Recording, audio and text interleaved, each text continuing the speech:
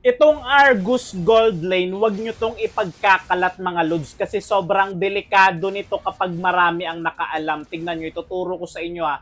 Early game, sakripisyo muna kayo. Tingnan nyo mangyayari dito, tinatatlo ako ng kalaban, wala akong magagawa, pero pumapalag ako. O, di ba? Malakas si Argus sa Gold Lane kasi yung kalaban, marksman, okay?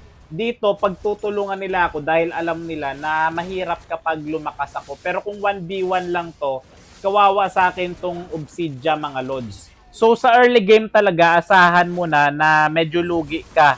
At yung sitwasyon rin dito, tignan nyo, gap kami, 11 pa lang kami, 25 na yung kalaban, pero ang sakit ko na dito. Ganito kasi yan.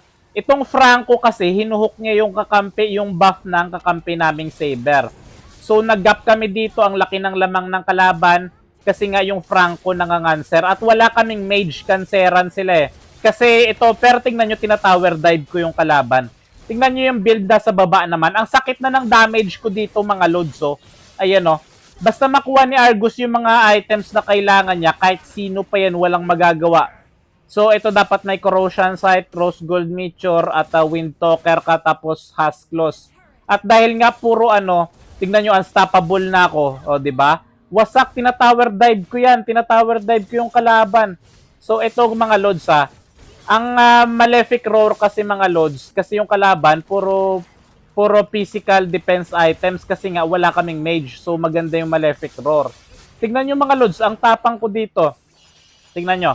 Ito yung nagagawa ng Argus na Gold Lane. May inspire rin kasi mga lods. So ito, kahit marami sila magtulong-tulong mga lods, papalagan ko yan sila.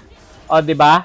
Kayang-kaya ko sila mga lods kasi nga malakas yung Argus kapag nasa Gold Lane, kapag late game. O, tingnan mo, yung kalabang kong Obsidia sa Gold Lane, walang binatbat, o, di ba?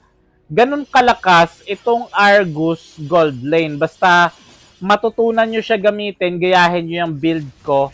At yan, tingnan nyo, pinaghampas ko yung Pakito, walang magawa, o, di ba?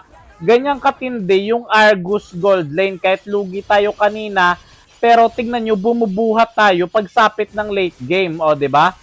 Panalo, at gayahin nyo tong build ko mga lods sa Argus Gold Lane. Maganda yan.